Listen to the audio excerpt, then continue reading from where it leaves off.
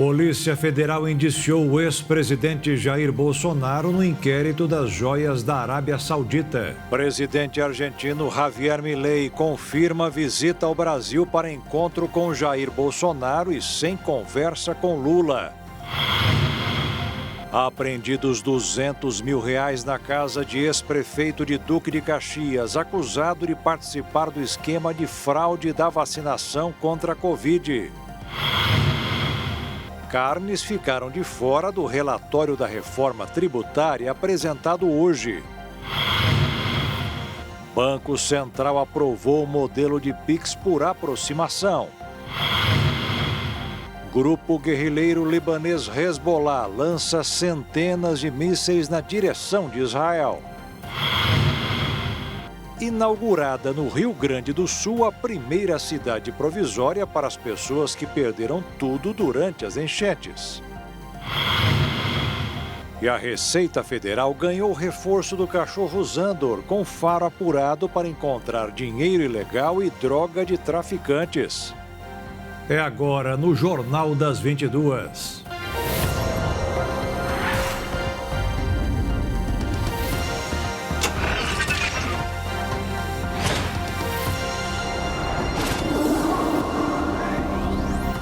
Olá, boa noite. As carnes vão ficar, pelo menos por enquanto, fora da cesta básica que está sendo montada na Câmara dos Deputados. O relatório preliminar foi apresentado hoje. O parecer do grupo de trabalho da Câmara mantém a proposta original do governo de cobrar o imposto seletivo, que recebeu o apelido de Imposto do Pecado, sobre cigarros, bebidas alcoólicas, bebidas açucaradas, embarcações, aeronaves e veículos poluentes e extração de minério, de ferro, de petróleo e de gás natural. Somam-se à lista apostas e carros elétricos. Na prática, essa categoria terá uma alíquota maior do que a padrão, estimada em cerca de 26%. Já os absorventes higiênicos foram incluídos na lista que terão isenção total de impostos. Nós entendemos que os jogos de azar, o nome já está dizendo, jogos de azar, são prejudiciais à saúde. Então eles teriam que entrar na lista de produtos a serem tributados pelo imposto seletivo. Assim como também nós incluímos os carros elétricos, que não veio de lá do governo, e nós entendemos que o carro elétrico também é um carro que, do berço ao túmulo, polui principalmente no túmulo. Os deputados não chegaram a um consenso para que a carne bovina e o frango tivessem alíquota zero. A possibilidade sofria a resistência do presidente da Casa, Arthur Lira, que tem um aumento na alíquota de referência padrão. Dessa forma, a carne bovina e o frango continuam na cesta básica com taxação parcial de 40% do total, conforme a proposta da equipe econômica. Atualmente, ambos estão isentos de impostos federais, como IPI, PIS e COFINS. A maioria dos estados, no entanto, cobra o ICMS sobre os produtos. O grupo de trabalho defende que, em vez do imposto zero, a carne e o frango sejam incluídos em um sistema de cashback, que ainda não está detalhado no texto. E a gente, a todo momento, sempre dizia que qualquer concessão que a gente pudesse fazer, a gente teria que ver de onde iria tirar a despesa. E, na verdade, o impacto da questão da carne é um impacto muito substancial na taxa base já cobrada. Então, a gente preferiu, inclusive, como vai ser feito no texto, que a questão do cashback para a população de baixa renda, ela fosse compensada exatamente para que, de fato, quem tivesse o benefício é a população mais pobre. A população que, de fato, precisa ter o incentivo da tarifa zero. A nova versão também não é definitiva. A regulamentação ainda vai ser votada pelos plenários da Câmara e do Senado e pode sofrer novas alterações até se tornar lei. O presidente da Câmara, Arthur Lira, prevê que os deputados votem um texto já na próxima semana. Por lá, são necessários 257 votos favoráveis. O Pantanal enfrenta a maior seca dos últimos 40 anos. A região devastada por incêndios poderá ter uma crise hídrica histórica até o final deste ano.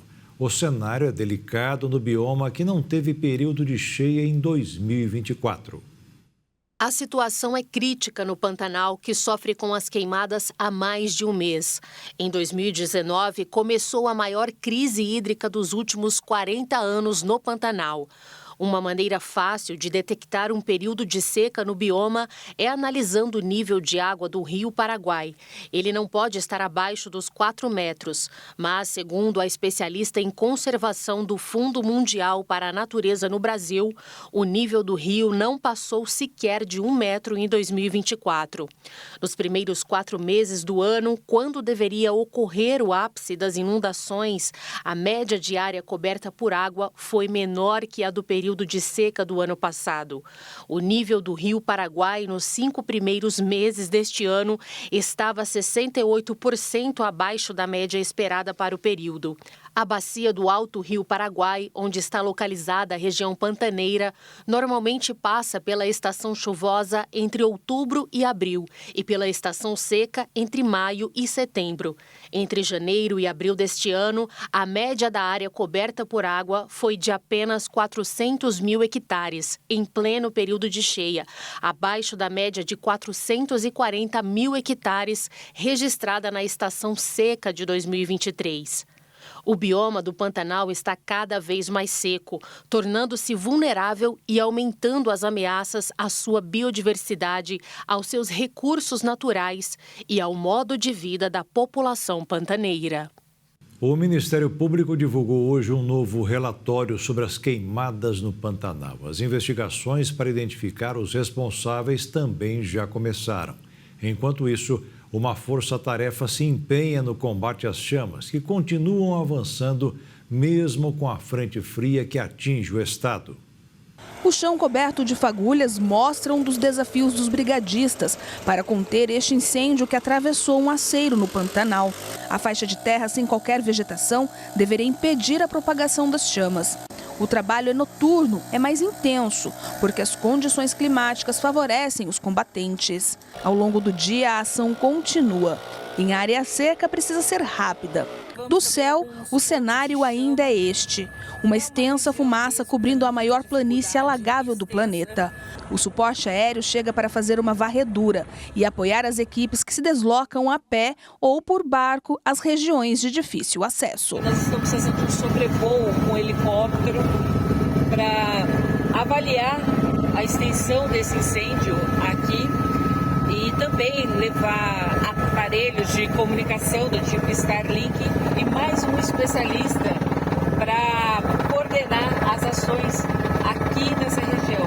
Uma força-tarefa que une diversas corporações, conforme explica a diretora de Proteção Ambiental do Corpo de Bombeiros de Mato Grosso do Sul. Nós estamos ali na região do Buraco das Piranhas, Morro do Azeite, o Abobral para cima e para baixo do rio e também lá em Porto Sucuri, que é um pouco mais acima, quase na Serra do Amolar. Uma frente fria que chegou a Mato Grosso do Sul no final de semana tem reflexos até hoje. As temperaturas mais amenas colaboram especialmente para retardar o avanço das chamas, mas não é suficiente. A chuva que nós registramos lá nesse ambiente, principalmente nos pontos de incêndio no Pantanal, foi muito pouca. Algumas até é questão de minutos, então pouquíssima precipitação. Mas a frente fria como um todo, ela nos proporcionou uma baixa temperatura no local, aumentou a umidade relativa do ar. Isso facilita o combate e diminui um pouco a velocidade de propagação dos incêndios. Paralelo ao combate às chamas, a busca das autoridades é para saber onde os incêndios começaram.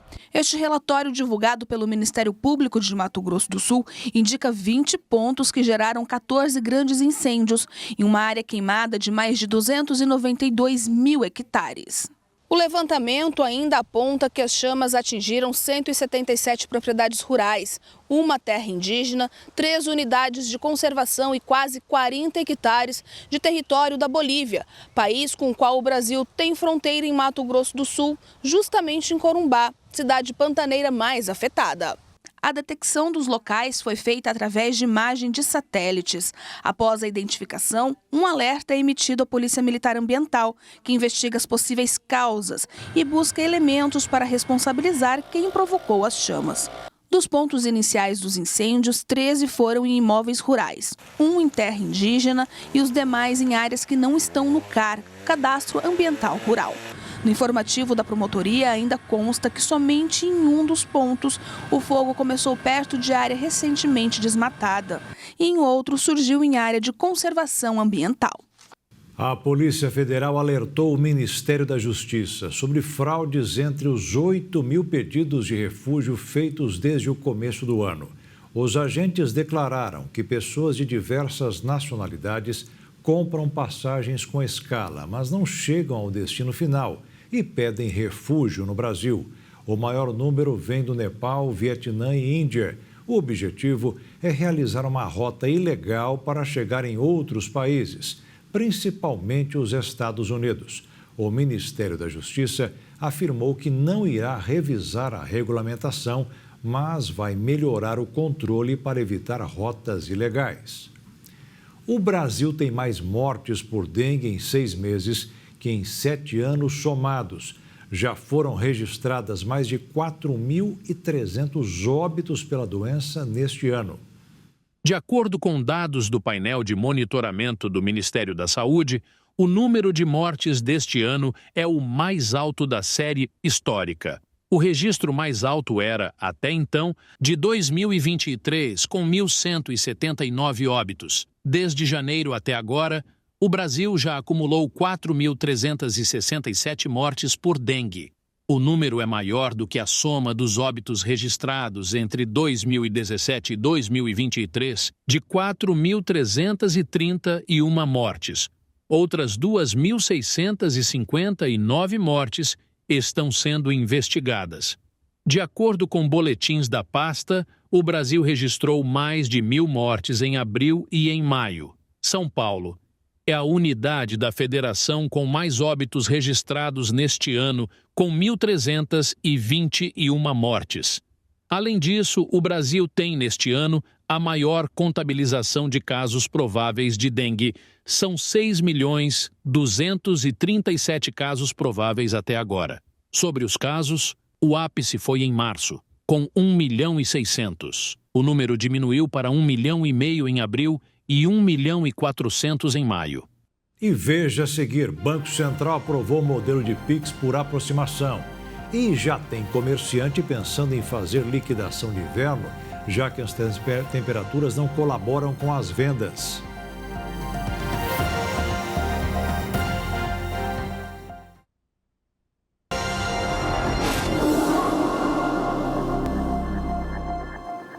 As temperaturas mais altas que o normal para o inverno estão levando alguns comerciantes a já pensarem em liquidações de estoques. Ainda falta tempo, mas a previsão é de baixa nas vendas.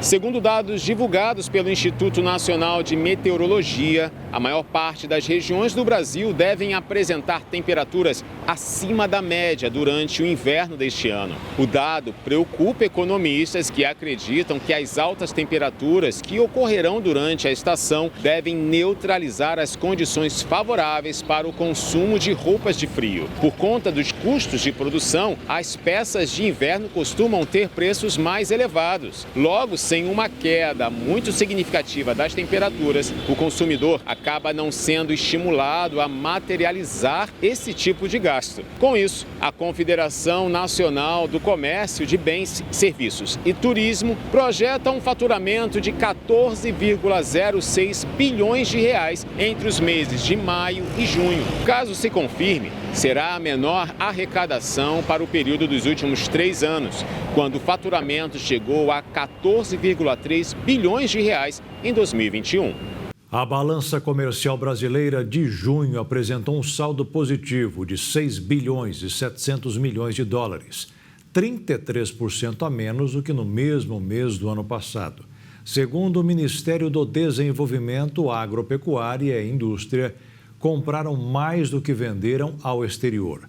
Apenas o setor extrativo, que inclui petróleo e minério de ferro, apresentou crescimento. No acumulado do primeiro semestre, o resultado azul da balança comercial foi de 42 bilhões e 300 milhões de dólares, 5% a menos do que em 2023.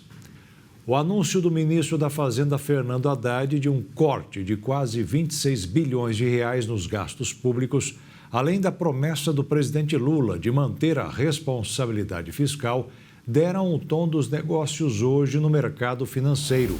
A consequência foi uma baixa de quase 1,5% na cotação do dólar, que fechou em R$ 5,48 na venda, e uma alta de 0,40% na Bolsa de Valores, que atingiu 126.164 pontos.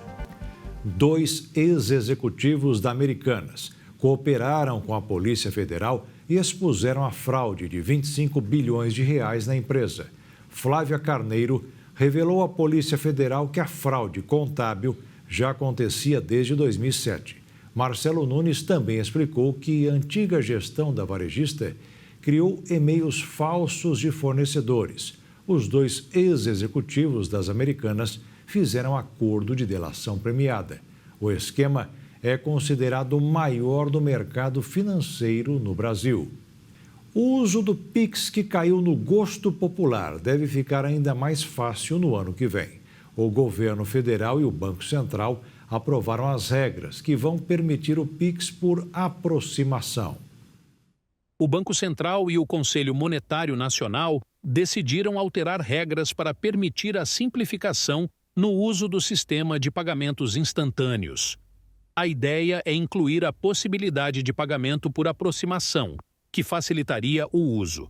O lançamento está previsto para fevereiro de 2025 e quando a função estiver disponível para o público, não vai ser mais necessário abrir o aplicativo do banco para realizar um Pix, permitindo que as transferências instantâneas sejam realizadas sem a necessidade de acessar os aplicativos das instituições financeiras. As novas regras também visam permitir que os clientes não precisem mais sair do ambiente de compras online para realizar o pagamento pelo sistema. O cliente terá os recursos à disposição depois de fazer um cadastro em uma instituição que esteja no Open Finance ou sistema financeiro aberto e liberar as funções nas carteiras digitais. A nova funcionalidade cria novos protocolos de comunicação entre as instituições para garantir mais segurança nos processos, sobretudo na identificação dos clientes. No fim de julho, o Banco Central deve publicar normas mais detalhadas de como as instituições financeiras devem trabalhar para possibilitar os serviços. Depois, em novembro, as instituições já precisarão estar testando as funcionalidades para garantir a segurança das operações. O governo detalhou o novo cronograma de provas para o Concurso Nacional Unificado, o Enem dos concursos, após enchentes que atingiram o estado do Rio Grande do Sul. Inicialmente prevista para o mês de maio, o inédito Concurso Nacional Unificado foi adiado devido às fortes chuvas que atingiram o estado do Rio Grande do Sul no fim do mês de abril. O processo seletivo contém 6.640 vagas em todos os estados brasileiros, além do Distrito Federal. Mais de 2 milhões de pessoas estão inscritas para a realização da prova, o que é um recorde para os concursos públicos, segundo o governo. Após reagendamento, a prova ficou marcada para o dia 18 de agosto. Num país onde são cultivadas mais de 2.500 espécies de plantas e flores, as vedetes são as ornamentais, principalmente as rosas, que dispensam apresentações em um mercado que é grande e cresce, em média, 13% ao ano. Na hora do casamento, por exemplo, elas não podem faltar. Flores, as queridinhas das mulheres em todas as épocas. Mas quando o assunto é casamento, o buquê ganha um destaque gigantesco. A escolha do item vai muito além da estação. Os estilos são variados e a Pamela, proprietária da floricultura, explica as diferenças de cada um.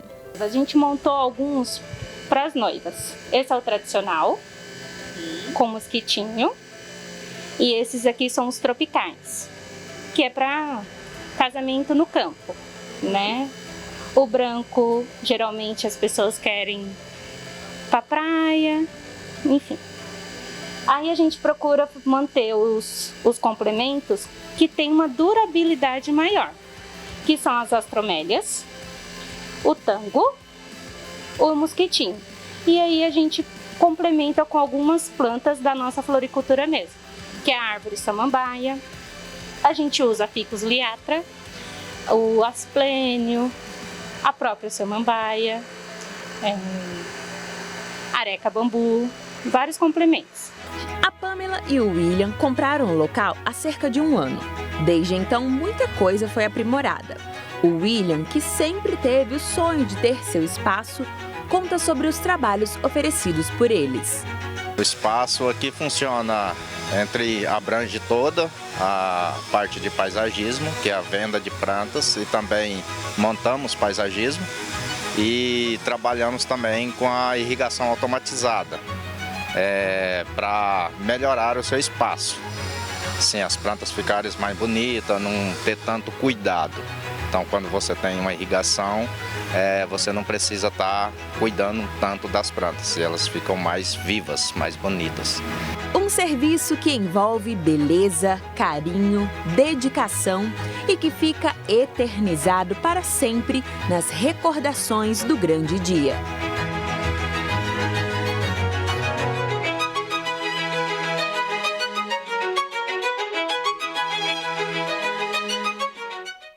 E a seguir, a Polícia Federal indiciou o ex-presidente Bolsonaro no inquérito das joias da Arábia Saudita.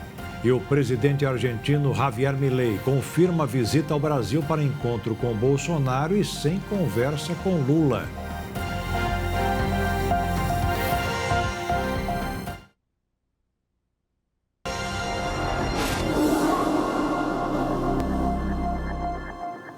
A Polícia Federal indiciou o ex-presidente Jair Bolsonaro do Partido Liberal e mais 11 aliados pela negociação irregular das joias sauditas e também pela falsificação em cartões de vacinação da Covid-19. O inquérito aberto no início do ano passado foi concluído hoje e relatado ao Supremo Tribunal Federal. Bolsonaro foi indiciado por associação criminosa, lavagem de dinheiro e apropriação indevida de bens públicos.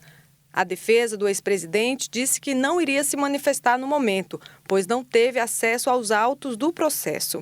Além do ex-presidente, estão sendo investigados o ajudante de ordens, o tenente-coronel do Exército, Mauro Cid, o ex-chefe da Secretaria de Comunicação Social, Fábio Van Garten, e o advogado de Bolsonaro, Frederico Wassef. Mauro Cid foi peça fundamental nas investigações mediante o acordo de delação premiada.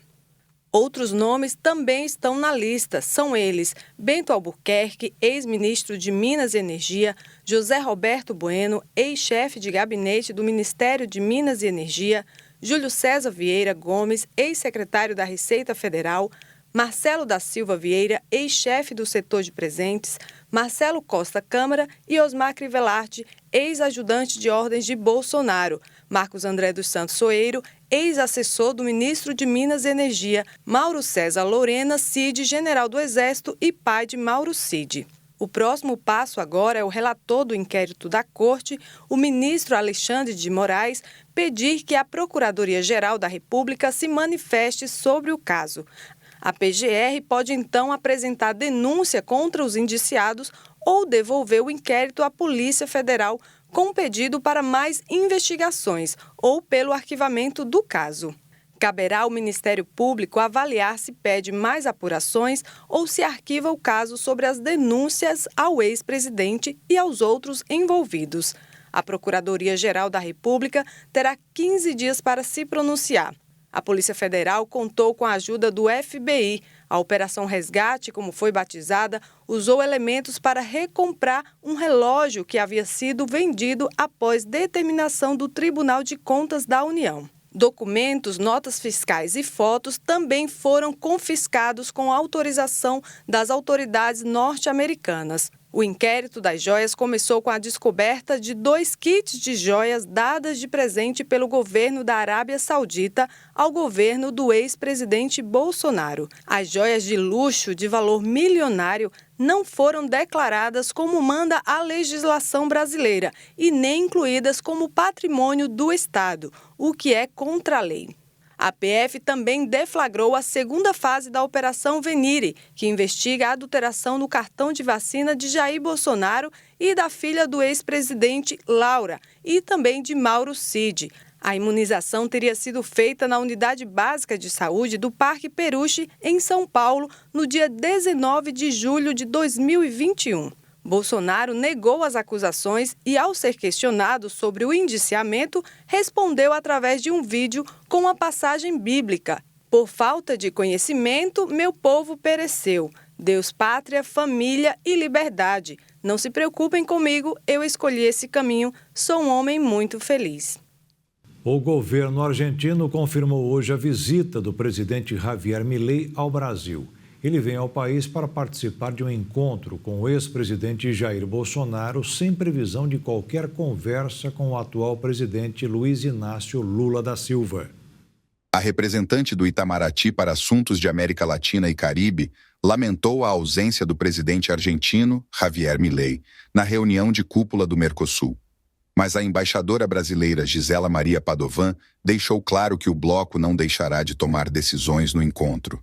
Entre outros pontos, o grupo deve concretizar a adesão da Bolívia como membro pleno do Mercosul, criado há 1991, pelo Brasil, Argentina, Paraguai e Uruguai. Milei será representado no próximo domingo em Assunção, capital paraguaia, por sua chanceler, Diana Mondino. O presidente argentino vai ao balneário Camboriú, em Santa Catarina, onde participará de um fórum de conservadores. Um de seus compromissos será um encontro com o ex-presidente Jair Bolsonaro. Nas últimas semanas, Javier Milei tem dirigido várias ofensas ao presidente Lula, que exigiu um pedido de desculpas. O presidente argentino disse que não se arrepende do que falou. E a Polícia Federal apreendeu hoje quase R$200 mil na casa do ex-prefeito de Duque de Caxias, no Rio de Janeiro. O atual secretário estadual dos transportes da cidade, Washington Reis, é acusado de participar do esquema de fraude dos cartões de vacinação contra a Covid. O secretário estadual de Transporte e ex-prefeito de Duque de Caxias, Washington Reis, é alvo da Polícia Federal na segunda fase da Operação Venire, sobre a suposta fraude nos cartões de vacinação da família do ex-presidente Jair Bolsonaro em 2022. De acordo com os sistemas do Ministério da Saúde, as 2 doses da vacina contra a Covid-19 foram aplicadas em Bolsonaro no Centro Municipal de Saúde de Duque de Caxias, nos dias 13 de agosto e 14 de outubro do mesmo ano. Segundo a Polícia Federal, esses dados foram inseridos no sistema apenas em 21 de dezembro e removidos 6 dias depois, sob alegação de erro. Entretanto, foi justamente no dia 27 do mesmo mês que um computador cadastrado no Palácio do Planalto acessou o Conect SUS a fim de gerar os certificados de vacinação para impressão. A suposta falsificação teria o objetivo de garantir a entrada do ex-presidente, familiares e auxiliares próximos nos Estados Unidos, burlando a regra de vacinação obrigatória. Nesta segunda fase da operação, os mandados de busca e apreensão emitidos pelo Supremo Tribunal Federal, a pedido da Procuradoria-Geral da República, têm o objetivo de buscar a identificação de novos beneficiários do esquema. Em nota, o governo do estado disse que a operação tem como alvo a obtenção de cartões de vacinação relacionados ao município de Duque de Caxias em 2022. Ainda de acordo com o comunicado, não existe nada referente ao governo do Rio na investigação e nem gastos que comprometam a conduta do secretário Washington Reis. A Alemanha convocou o embaixador da Turquia em Berlim para prestar explicações sobre a celebração utilizada pelo zagueiro turco Merih Demiral nas oitavas de final da Eurocopa, em que a sua seleção derrotou a Áustria no dia anterior. A UEFA já havia aberto uma investigação. O zagueiro de 26 anos imitou o formato da cabeça de um lobo com os dedos após seu segundo gol na vitória da Turquia por 2-1. O gesto, conhecido como saudação ao lobo, está ligado aos Lobos Cinzentos, uma ala ultranacionalista do Partido de Ação Nacionalista, um aliado do partido AK, do presidente Tayyip Erdogan. O grupo é proibido na França e seu símbolo é proibido na Áustria. Os Lobos Cinzentos também estão sob vigilância na Alemanha. A UEFA disse que vai examinar o suposto comportamento inadequado de Demiral. Os britânicos foram às urnas hoje em uma votação histórica para eleger um novo parlamento e governo nas eleições gerais. As pesquisas indicam que após 14 anos no grupo do poder, o atual primeiro-ministro Rishi Sunak pode não se reeleger. A divulgação foi dada pela imprensa do país. Referendo sobre o tumultuado governo dos conservadores, que estão no comando do Reino Unido desde 2010 e passaram por uma crise financeira global, o Brexit e a pandemia. Se os trabalhistas obtiverem 419 assentos ou mais, será o maior número de assentos já conquistados por um único partido, superando a vitória esmagadora de Tony Blair em 1997. O monarca tem um papel importante, embora simbólico. O rei Charles III deve aprovar a formação de um governo, a decisão de realizar uma eleição e a dissolução do parlamento. O rei nunca contradiz seu primeiro-ministro ou anula os resultados de uma eleição. A votação antecipada desta quarta-feira foi convocada por Sunak. O atual primeiro-ministro era obrigado a divulgar uma eleição até janeiro de 2025, mas a decisão de quando fazê-lo cabia somente a ele. O rival de Rishi Sunak é o líder trabalhista Keir Starmer, que é amplamente favorito para se tornar o novo primeiro-ministro britânico. Ex-advogado de direitos humanos, muito respeitado que então atuou como o promotor mais sênior do Reino Unido, Starmer entrou na política tarde na vida. Starmer se tornou um parlamentar trabalhista em 2015 e menos de 5 anos depois, era o líder do partido, após uma passagem como secretário do Brexit no gabinete paralelo, durante a saída prolongada do Reino Unido da União Europeia. O britânico herdou um partido que se recuperava de sua pior derrota eleitoral em gerações, mas priorizou uma reformulação da cultura, se desculpando publicamente por um escândalo de antissemitismo de longa data que manchou a posição do grupo com o público. Os resultados reais são contados ao longo da noite. O escopo do resultado da noite geralmente fica claro só durante a madrugada, e o novo primeiro-ministro geralmente assume o cargo ao meio-dia. A vice-presidente dos Estados Unidos, Kamala Harris, é vista como o principal nome para assumir a chapa democrata caso o presidente Joe Biden desista da corrida eleitoral. Aliados do ex-presidente Donald Trump lançaram ataque político contra a vice-presidente. Alguns políticos do Partido Republicano e eleitores da legenda têm feito pressões para que o presidente Joe Biden deixe de concorrer devido ao desempenho ruim que ele teve no debate com o ex-presidente Donald Trump. A vice-presidente dos Estados Unidos, Kamala Harris, vem ganhando força nas últimas horas como uma possível substituta do presidente Joe Biden na candidatura pelo Partido Democrata às eleições presidenciais de novembro, caso ele desista da disputa. A vice-presidente de 59 anos não só tem a vantagem de ser a sucessora natural de Biden, como pesquisas a colocam à frente de outros nomes populares do partido. E ela herdaria toda a estrutura da campanha. Os apoiadores da vice-presidente Kamala Harris, que fez história em 2021 como a primeira mulher e a primeira negra no cargo, afirmam que ela tem defendido o aborto e tem apelo entre eleitores como mulheres e afro-americanos. Nas mídias sociais, a campanha de Trump e seus aliados parecem estar preparando o terreno para um ataque total a Kamala, caso Biden decida encerrar sua candidatura à reeleição. O clamor dos aliados de Trump contrasta fortemente com o silêncio incomum do ex-presidente.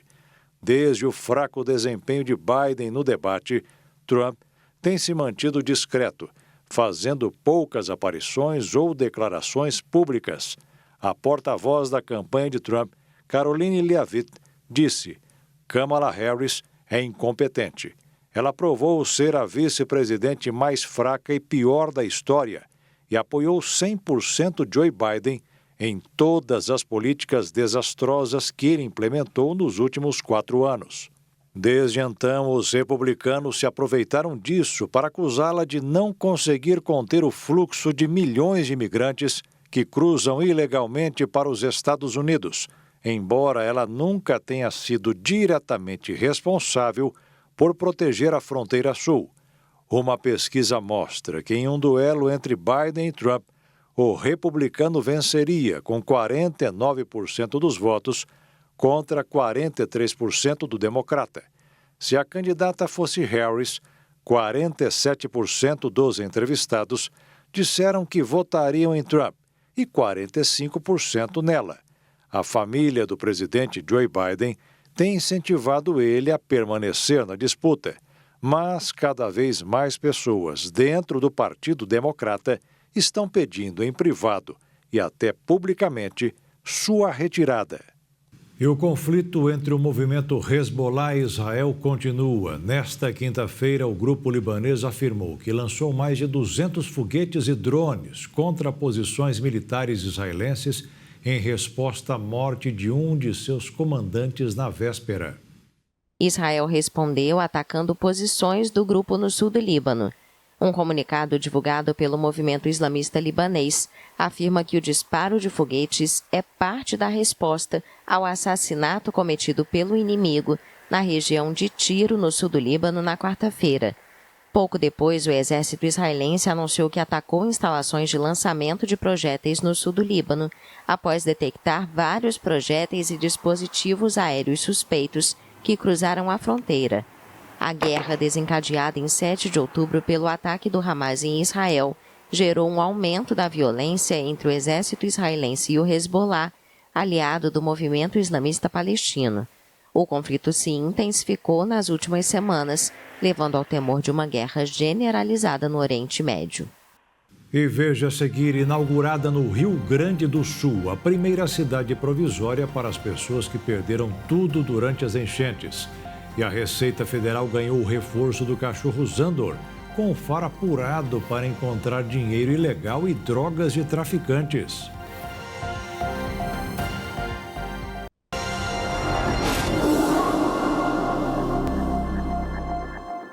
Foi inaugurada hoje a primeira cidade provisória destinada às pessoas que perderam tudo em consequência da tragédia das chuvas no Rio Grande do Sul.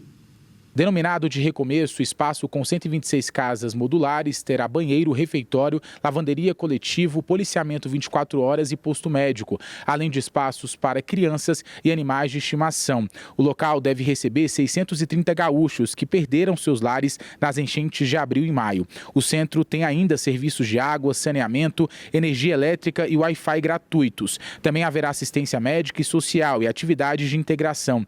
De acordo com o governo estadual, as crianças receberão apoio psicológico e acompanhamento por psicopedagogos e pediatras especializados em desenvolvimento infantil. Cada unidade habitacional tem 17 metros quadrados e a preparação do terreno começou em 4 de junho e a montagem das casas pelo Exército em 17 de junho. Uma ação inédita da Marinha Brasileira, pela primeira vez, usará um drone para mapear áreas atingidas pelas enchentes no Rio Grande do Sul.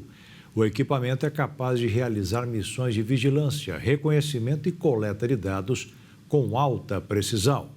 A Marinha lança pela primeira vez um drone a partir do navio aeródromo Multipropósito Atlântico, pelo chamado Sistema Aéreo Remotamente Pilotado. O navio é o mesmo enviado para ajudar a população do Rio Grande do Sul. Segundo a Força Naval, a operação tem o objetivo de registrar situações de alagamento, destroços e a possibilidade de locais ainda não verificados. Durante a ação foram observadas regiões como a Lagoa dos Patos, a Ilha dos Marinheiros e toda a área da costa.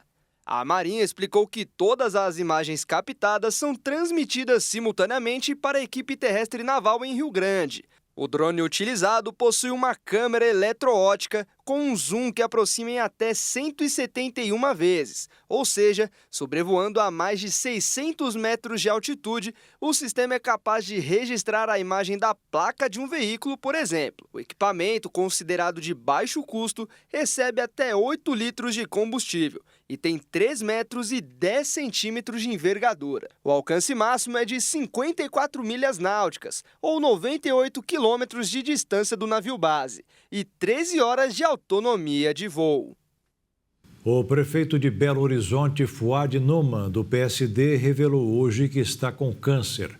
Em uma rede social, Fuad disse que o problema é no abdômen. Apesar da luta contra a doença, Noman prometeu manter a candidatura à reeleição. Segundo o prefeito, a cirurgia realizada foi bem sucedida e continuará com o tratamento.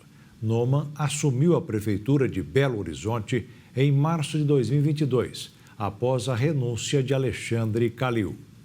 De cada 4 crianças que hoje têm entre 5 e 9 anos de idade, uma será obesa quando atingir os 20 anos. O alerta é de pesquisadores da Fiocruz. O Brasil já está entre os países com maiores prevalências da doença na América Latina.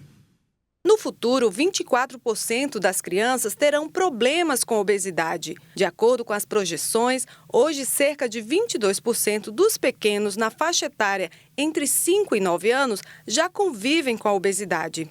A prevalência é maior entre os meninos e deve aumentar para 28% nas próximas 2 décadas. Entre as meninas da mesma idade, esse número é menor, de 14% hoje, vai para 18%. A estimativa é que até 2044, o percentual também alcance 15% das crianças de 10 a 14 anos e 12% dos adolescentes na faixa etária de 15 a 19 anos.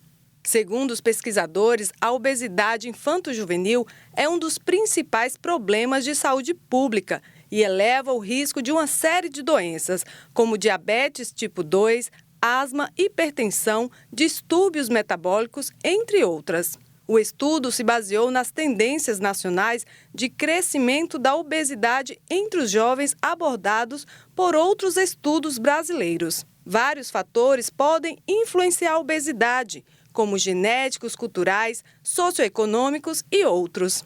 Mas são os fatores ambientais que reúnem as mudanças nos padrões de atividade física, como o aumento do sedentarismo e a alimentação. As mudanças na dieta estão entre as principais causas do aumento da obesidade em todas as faixas etárias, como o consumo de alimentos ultraprocessados. Os autores do estudo alertam para a necessidade urgente de políticas públicas para prevenir e tratar o sobrepeso e a obesidade no Sistema Único de Saúde, o SUS. Além disso, para resolver efetivamente essa questão, é essencial implementar políticas fiscais e regulatórias que promovam ambientes alimentares mais saudáveis, especialmente para crianças e adolescentes. O Supremo Tribunal do Japão declarou inconstitucional a antiga lei que permitiu a esterilização forçada de milhares de pessoas no país. A decisão representou uma grande vitória para as vítimas. Cerca de 25 mil pessoas foram esterilizadas à força durante o período em que a antiga lei esteve em vigor no Japão, entre 1948 e 1996. Durante este período, os médicos eram autorizados a esterilizar as pessoas que sofriam de deficiências intelectuais hereditárias. A lei era chamada de proteção eugênica e visava que apenas indivíduos apropriados poderiam gerar filhos fortes e saudáveis. Com isso, a lei tinha o objetivo de prevenir o aumento dos descendentes com algum tipo de deficiência intelectual. O governo pediu desculpas de todo o coração e, em 2019, foi aprovada uma lei que previa a indenização no valor de $19.900 para cada vítima. Porém, elas consideraram a quantia muito pequena para a gravidade dos acontecimentos e levaram a luta à justiça. A decisão abordou 5 ações movidas por demandantes de todo o país. No 5º caso, o tribunal decidiu contra os demandantes e rejeitou o caso, citando o prazo de prescrição de 20 anos. O Supremo Tribunal anulou esta decisão na quarta-feira, qualificando o estatuto de inaceitável e extremamente contraditório aos princípios de justiça. O caso agora é enviado de volta ao tribunal para determinar quanto o governo deve pagar. Com isso, os manifestantes, homens e mulheres idosos, muitos em cadeiras de rodas, celebraram com os seus advogados e apoiadores. Após a decisão do tribunal, o secretário-chefe do gabinete de governo expressou o remorso e o pedido de desculpas às vítimas e disse que o governo pagará prontamente a compensação. A tenista brasileira Bia Haddad segue no torneio de Wimbledon. Nesta quinta-feira, ela garantiu a sua classificação para a terceira fase do torneio depois que sua adversária, a colombiana Camila Osório, desistiu da partida por causa de uma lesão na coxa. Bia começou bem a partida, quebrando o saque e aproveitando os erros de Camila, que desde o início da partida mostrava que não tinha condições de seguir em frente. Após a brasileira confirmar o game e quebrar o saque da colombiana pela segunda vez, Camila Osório pediu atendimento. Com dores na coxa direita, ela até tentou voltar para o jogo, mas não teve condições. O próximo confronto de Bia Haddad será com a vencedora da partida entre Danielle Collins, dos Estados Unidos, e Dalma Galfi, da Hungria. Foi divulgado hoje o laudo da morte do cachorro Joca. Ele morreu enquanto era transportado em um avião da Gol. Vamos ver o resultado da análise. O documento, elaborado a pedido da Polícia Civil, aponta que o cão Golden Retriever Joca, de 5 anos, sofreu hipertermia durante o trajeto irregular, o que desencadeou a parada cardiorrespiratória. Joca embarcou em Guarulhos, em São Paulo, com destino a Sinop, no Mato Grosso, mas foi enviado, por engano, para Fortaleza, no Ceará. A falha no transporte resultou em um trajeto de 8 horas, bem superior às 2 horas e meia previstas. Testemunhas relataram que a caixa de Joca estava solta no compartimento de bagagem durante o voo. De acordo com a veterinária Fátima Martins, que analisou o laudo, a hipertermia, causada pelas condições inadequadas durante o transporte, foi o principal fator que levou ao choque cardiogênico. Segundo ela, os órgãos de Joca apresentavam vasos sanguíneos com deficiência de oxigenação, indicando a falta de oxigênio em decorrência da hipertermia. Ela também ressaltou que, apesar de Joca apresentar alterações cardíacas, estas não teriam sido fatais se não houvesse a desidratação severa provocada pela hipertermia. O estresse e a desidratação, junto às comorbidades que ele tinha, mas que não o limitavam, foram agravados pela hipertermia, levando ao choque e consequente o óbito. Pelo menos um pet já morou ou ainda mora na casa de quase todos os brasileiros. E segundo um levantamento, quase metade foi adotada. Atualmente, no Brasil, 7 em cada 10 brasileiros contam com a presença de pelo menos um animal de estimação em casa para chamar de seu. De acordo com dados divulgados em uma pesquisa feita pela Quaest em parceria com a Pet Love, metade desses animais foram conectados com seus tutores através da adoção, correspondendo à outra metade. 28% dos pets foram dados como presente e os outros 22% por compra. Também foi apontado na pesquisa que a maioria dos pets encontrados em lares brasileiros, tanto cães quanto gatos, não possuem raça definida. São os famosos vira-latas. Para quase 100% dos tutores que participaram do estudo, os animais domésticos fazem parte da família, trazem felicidade, segurança e podem oferecer apoio emocional. A Receita Federal contratou o Zandor, um pastor belga, o mais novo integrante da equipe para farejar dinheiro e drogas. O agente canino foi devidamente treinado para detectar notas de dólar e euro para coibir a evasão de divisas. Somente neste primeiro semestre de 2024, ele já realizou 5 apreensões no Aeroporto Internacional Antônio Carlos Jobim, mais conhecido por Galeão, no Rio de Janeiro. A Receita Federal informou que agora o agente canino da Divisão de Vigilância e Repressão ao Contrabando e Descaminho da 7ª Região Fiscal atuará na alfândega do Aeroporto do Galeão. Um agente humano da Receita Federal é submetido a um treinamento detalhado e supervisionado. Com o cachorro-agente, não foi diferente. Zandor precisou passar por um treinamento realizado pelo Centro Nacional de Cães de Faro da Receita.